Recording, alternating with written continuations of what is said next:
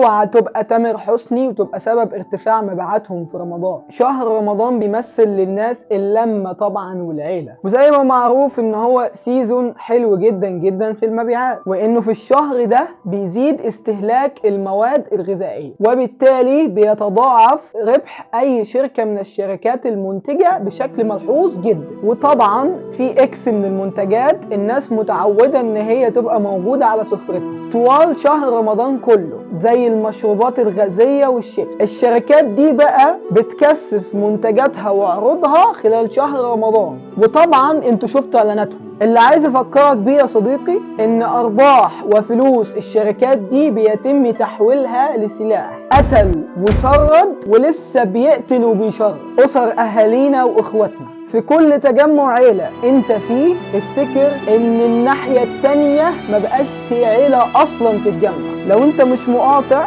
قاطع، ولو انت مقاطع اوعى تضعف قدام الاعلانات والعروض الموجودة في شهر رمضان. المقاطعة يا صديقي السلاح الوحيد اللي في ايدينا. قاطع وفكر غيرك بالمقاطعة.